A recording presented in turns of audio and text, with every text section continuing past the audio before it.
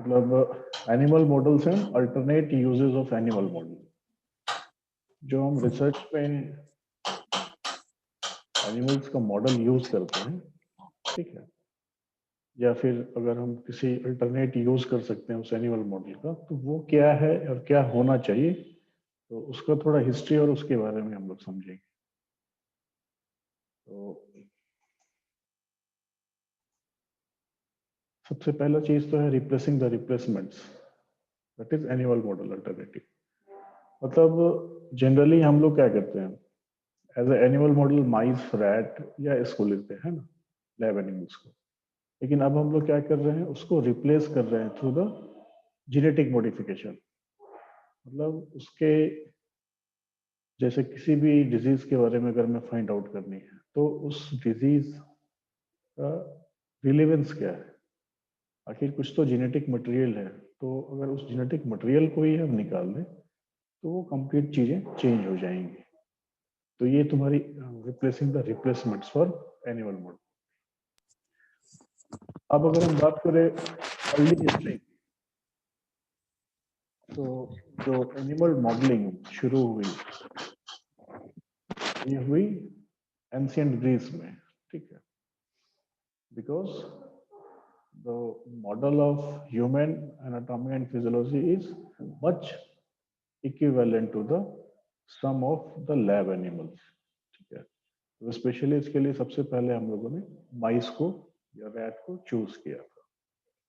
So these first recorded instances of comparative sciences were observed, and their purpose being to better understand human ontogeny and physiology. मतलब human के complete physiology अगर same किसी animal model में मिलती है, तो ज़्यादा अच्छा है कि किसी ह्यूमन को ना परेशान करके या प्राइमेट्स को ना परेशान करके हम कोई लैब एनिमल पे टिके जा। दूसरा, इससे रिगार्डिंग एक और भी चीज़ थी कि अगर एक एनिमल पे या एक ह्यूमन बीइंग पे हम एक्सपेरिमेंट करते हैं, तो वो उतनी कारगर नहीं होगी। लेकिन अगर हम नंबर ऑफ एनिमल्स को अगर लेते हैं, ठीक है, मल्टीपल रिपीटेडली अगर हम एनिमल्स को लेते हैं, तो उसमें हमें ज़्यादा अच्छा रिजल्ट मिलेगी। तो फॉर्चुनेट हम लोग थे कि जो फाइंडिंग आई, तो वो कुछ खास लोगों के कारण आई। इसमें एक सबसे इम्पोर्टेंट थे अरिस्टोटल, क्योंकि इन्होंने ही सबसे पहले इस एनुअल मॉडल को डॉक्यूमेंट किया था, और दूसरे अलग अलग देशों में, मतलब थ्रू जो ट्रेड करते थे ना, पहले बिजनेस जो करते थे, उसके थ्रू इसको वापस भेजा गया अलग अलग यूरोपियन और अरब कंट्रीज में। तो while this early period saw that great discoveries, there were still many misconceptions about the workings of the body.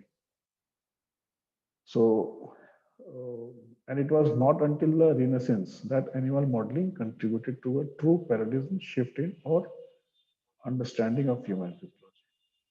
यानी मतलब 14वीं से 17वीं शताब्दी के बीच का जो समय था, ये काफी इम्पोर्टेंट रहा अपने एनिमल मॉडल को लेके। तो इस दौरान जो ह्यूमन की फिजियोलॉजी थी, इसको ज्यादा अच्छा समझा गया था।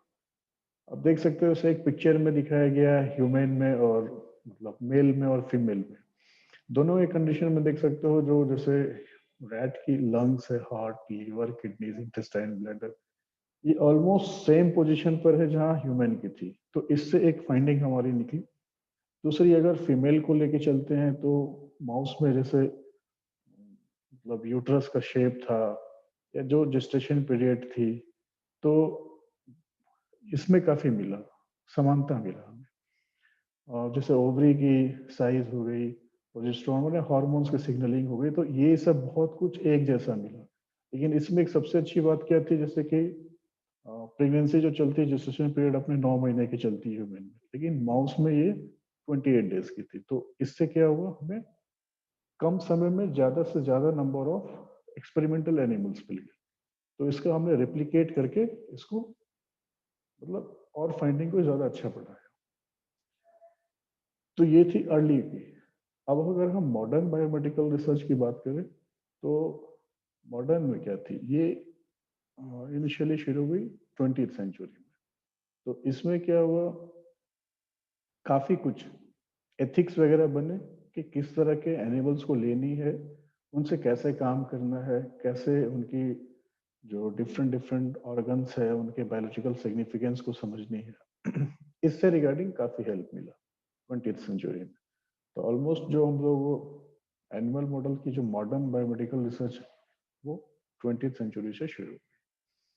अब इसमें कहा गया कि जो रिसर्च एनिमल्स थे इस समय क्या हुआ, चूंकि इनके बारे में हमें काफी जानकारियां मिल गई, तो इनको हम लोगों ने मैक्सिमम नंबर ऑफ प्रोजेनी इनका लिया, ठीक है, और जो एक्सपेरिमेंट था उसको काफी रेप्लिकेशन करके हम लोगों ने यूज किया रादर देन ऑब्जर्वर, मतलब किसी ऑब्जर्व करने से ज्यादा उसको हम लोगों ने उसके बारे में पता किया है कि एग्जैक्टली है चीजें क्या, और जो उसकी जेनेटिक वेरिएबिलिटी थी उसको हम लोगों ने फाइंड आउट किया। तो through the efforts of many forward thinking individuals, जैसे विलियम कैसल थे, Clarence little, Astley bag, Lionel strong, तो इन सारे जैसे जो काफी आगे की सोच वाले थे, इन लोगों ने इस प्रॉब्लम को फाइंड आउट किया कि कैसे हम एक अच्छा एनिमल मॉडल स्टेब्लिश कर सकते हैं। तो इन लोगों ने क्या किया, माइस का इनब्रीडिंग किया, ठीक है, फिर उसका जेनेटिक मैपिंग किया कि एक जैसे जो काफी अगर एनिमल है तो उनमें हम लोग क्या फाइंड आउट कर सकते हैं। तो इससे रिगार्डिंग इन्होंने काफी एक्सपेरिमेंट किया। अब इसी से रिगार्डिंग ऐसे भी समझ सकते हो जैसे आप आने वाले समय में आप भी रिसर्च में एंटर करोगे, ठीक है, तो इसमें क्या लोग क्या करते हैं जनरली, ऐसा नहीं कि सिर्फ एक एनिमल ले लिया और उस पर काम कर लिया, हो गया। नंबर ऑफ एनिमल्स लेनी पड़ती है, मान लो लार्ज एनिमल हो या स्मॉल एनिमल हो या लैब एनिमल, तो हम लोग एक नंबर ऑफ एनिमल्स स्पेसिफाइड करते हैं जो कि मिनिमम 10 होनी चाहिए, तब हमें मतलब उसकी कॉन्स और प्रो पता चलेगी। हो सकता है किसी की मेटाबॉलिक डिसऑर्डर्स हो या किसी तरह की अगर कोई डिफरेंसेस होंगी, तो अगर हम 10 एनिमल का एवरेज निकालते हैं तो उसको कहा जाता है बिल्कुल ये बेसिक फाइंडिंग होगी। तो इस तरह से काम शुरू करते हैं। तो ये चीजें ये लोगों ने 20th सेंचुरी में निकाल लिया। तो अब माउस जो है एग्जैक्टली उसको हम लोग ने बायोमेडिकल रिसर्च का पावर हाउस माना, क्योंकि उनकी जो फिजियोलॉजिकल सिमिलरिटीज थी वो अपने ह्यूमन से बहुत ज्यादा मिलती हुई थी। तो इसके बारे में और भी कहा गया है कि जो लेबोरेटरी माउस पे जो रिसर्च था ये लास्ट 25 ईयर से और भी बहुत ज्यादा मतलब स्ट्रिक्ट हो गई और कॉन्ट्रास्टिंग हो गई। जो पहले कुछ और छुपी हुई चीजें थी उससे ज्यादा कुछ निकल के आया है। अब इसके अलावा भी अगर कुछ देखा जाए तो वो तुम्हारी हो गई प्राइमेट्स में। तो मतलब नॉन रेडोंट्स की बात करें तो 25 ईयर पहले तक ऐसा नहीं था, सिर्फ और सिर्फ लैब एनिमल पे बेस थे। लेकिन इधर के कुछ दिनों में अब क्या किया, ये लोगों ने स्विच किया कुछ फर्दर एनिमल्स के लिए जिनमें रिजल्ट कुछ और अच्छा मिला है। तो by comparison, use of the rat has plateaued as targeted genetic manipulations and that have proved more difficult in this species. मतलब जो जेनेटिक मैनिपुलेशन हुआ उसमें समझ में आया कि नहीं, चूहों में और इंसानों में समानता तो है लेकिन फिर भी स्पीसीज वाइज काफी चेंजिंग है। तो उसकी भी काफी सारी स्ट्रेन निकाली गई। तो उसमें क्या किया गया, नॉकआउट रैट्स को सबसे पहले आइडेंटिफाई किया गया और उस पर फिर हम लोगों ने काफी रिसर्च करके बायोमेडिकल पब्लिकेशन से रिगार्डिंग रैट मॉडल को बेस किया और काफी फाइंडिंग फिर निकली। अब कहा गया है कि जो जीनोम्स ऑफ लेबोरेटरी स्पीसीज मतलब माउस के अलावा भी हम लोगों ने काफी कुछ जीनोम का फाइंडिंग किया, ठीक है। तो एग्जैक्टली इन चीजों ने जो बायोमेडिकल रिसर्च है इसको काफी चेंज कर दिया। बायोमेडिकल रिसर्च में एग्जैक्टली ये जीनोम्स आ गई। लास्ट क्लास में भी जेनेटिक्स और जीनोम्स का डिफरेंस बताया था, है ना। जेनेटिक्स मतलब किसी एक स्पेसिफिक जीन्स को लेकर जब हम कोई काम करते हैं, और जीनोम्स हो गई मतलब कि एक नहीं कई जीन्स को जब एक साथ हम मैनिपुलेट करते हैं, ठीक है, और उससे जब स्टडी क्रिएट करते हैं तो that is known as genomes. मतलब एक जीन्स का दूसरे जीन्स पर, एक ऑर्गन्स का दूसरे ऑर्गन्स पे क्या इफेक्ट होती है। तो ये जो बायोमेडिकल रिसर्च जीनोम से रिगार्डिंग थी, ये इस समय काफी अच्छी। तो आप देख सकते हैं जेनेटिकली मैलिएबल स्पीसीज जैसे स्वाइन है, जेब्रा फिश है, तो इस टाइप के और कुछ अलग से मॉडल लिया गया जैसे गिनी पिग, रैबिट, फेरेट। तो इनसे और काफी कुछ जानकारियां समझ में आई। तो जो इम्पोर्टेंट जो दो पॉइंटेड दैट इज, एक तो the dramatical increasing utility of certain model species relative to others. मतलब एक स्पीसीज को अगर लिया जाए तो उसमें जो हमें रिप्रोड्यूसिबिलिटी मिलती है और दूसरे स्पीसीज, तो उसके बीच की क्या डिफरेंसेस है, गैप है, वो पता चला। दूसरा है the refinement of animal research, क्योंकि जो लोवेस्ट ऑर्डर वर्टिब्रेट थे उनसे साइंटिफिक स्टडी काफी गेन हुआ, रिसर्च का जो काफी गेन हुआ, जो कि हम लोग किसी एक एनिमल के चक्कर में पड़े हुए थे, है ना। तो जब हम लोगों ने वेरिएशन निकाला तो रिसर्च फाइंडिंग में भी काफी वेरिएशन मिली। तो ये दो इंपॉर्टेंट चीजें थी। अब कहा गया कि when animal models are employed in the study of human disease, frequently selected because they have a similarity to humans, है ना, in respect to their genetics, anatomy and physiology. अब इन सारी चीजों का अगर मैनिपुलेशन करें तो हमें एक ओवरऑल सीन पता चलती है कि आखिर अगर हम कोई भी एनिमल में, लैब एनिमल में मान लो टेस्ट लगाए तो क्या फाइंडिंग निकली, उससे हम एनिमल में उसको कंपेरिजन कर सकते हैं। तो in addition to test hypothesis, चूंकि ये हम लोग जस्ट जो एनिमल में कर रहे हैं वो एक हाइपोथेसिस कर रहे हैं कि हाँ इस प्रोडक्ट के इनोकुलेशन से इसमें ये चेंजेस आए, या फिर ये डिजीज कंडीशन थी इसमें हमने ये ड्रग्स डाला तो हमें मतलब ये करेक्शन मिला, है ना। तो इस चीज को समझने में काफी इजी हुई, ठीक है। सो and it is easier for scientists to use sufficiently large numbers of animals to attain significant results. अब चूंकि ह्यूमन की अगर मान लो बात करते हैं रिप्रोडक्शन की, तो मतलब ऑलमोस्ट एक साल में एक ऑफस्प्रिंग आता है, लेकिन जब लैब एनिमल की बात करते हैं तो मल्टीपल चूंकि इनकी होती है ऑफस्प्रिंग, तो एक महीने में मान लो कि 6 भी होती है तो 12 महीने में उस हिसाब से काफी हो जाती है ना। तो प्रोपोगेशन सिर्फ एक एनिमल से एक साल में इतनी मिलती है। तो अगर हम नंबर ऑफ एनिमल्स ले और सब पर अगर एक साथ इनोकुलेशन करें तो जो एवरेज वैल्यू होगी वो बहुत ही डिसाइडिंग होगी।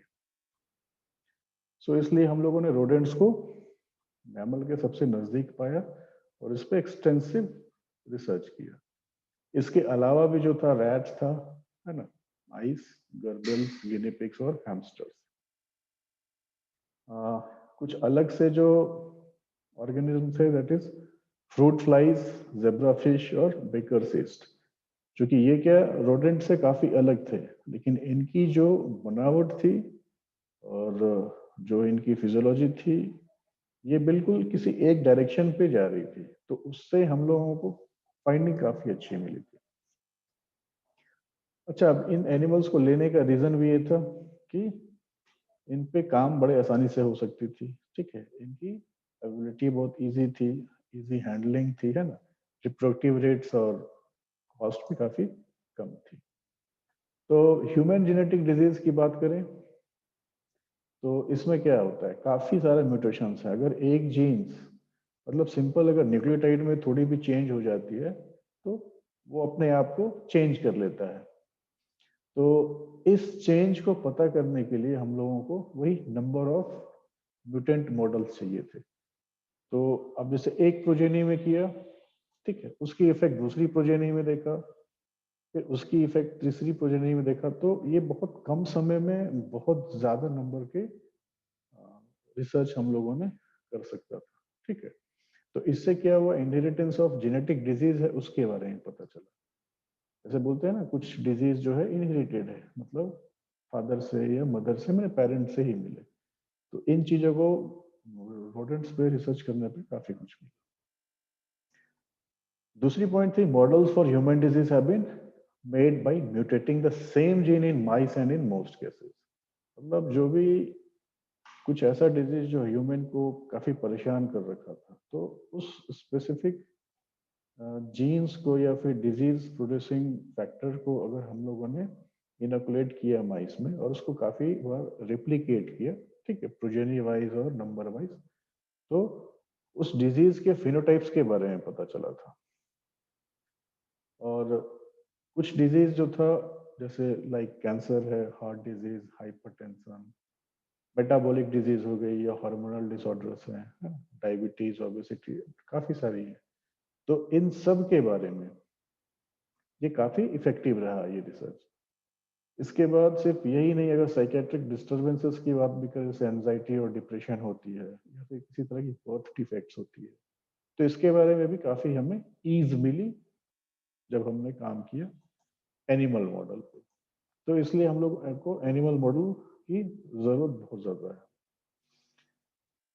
इसी से लगा हुआ एक दूसरा पॉइंट भी, animal models have greatly improved our understanding of the, मतलब किसी भी तरह की जो जेनेटिक डिजीज है या फिर कोई भी ड्रग से रिगार्डिंग डिस्कवरी हुई, तो ये सिर्फ एनिमल मॉडल को अपनाने से ही हुई। तो इस कारण से जो प्री क्लिनिकल ट्रीटमेंट होती है एनिमल मॉडल्स में, ये काफी असरदायक होती है, काफी रिस्पॉन्सिबल होती है। और जब काफी रिसर्च होती है एनिमल्स में और उनकी कुछ अच्छी फाइंडिंग मिलती है, तब उसको हम लोग ह्यूमन में clinical, as a clinical trial कर सकते हैं। जैसे कोई आदमी अगर किसी फलाने बीमारी से पीड़ित है, तो जो आउटसोर्सिंग मिली, ठीक है, तो उस आउटकम को हम उस ह्यूमन में क्लिनिकली अगर हम देते हैं, तो उस डिजीज क्या ठीक होता है या नहीं होता है ना, ड्रग्स देके ये हम फाइंड आउट कर सकते हैं। So most available animal models are made in mice and they recreate some aspects of the particular disease. However, this is true for neurodegenerative disease that most of which involve cognitive defects. अब थोड़ी सी problem है neurodegenerative disease, है ना, मतलब nervous regarding अगर किसी भी तरह की डिजेनरेशन होती है न्यूरॉन्स से, तो वो अभी तक क्लियर नहीं हो पाई है। इस कारण से हम लोग काफी पीछे हैं अभी भी, है ना, नर्वस सिम्टम्स रिगार्डिंग अगर कोई प्रॉब्लम है तो। क्योंकि इसमें क्या होती है कि जरूरी नहीं है कि जो माइस या जो भी लैब एनिमल है वो भी उस टाइप के चीज को प्रोपोगेट कर सके, मतलब किसी नर्व के डिजेनरेशन को प्रोपोगेट कर सके। तो ये एक समस्या हमारे साथ अभी भी कंटिन्यू कर रही है।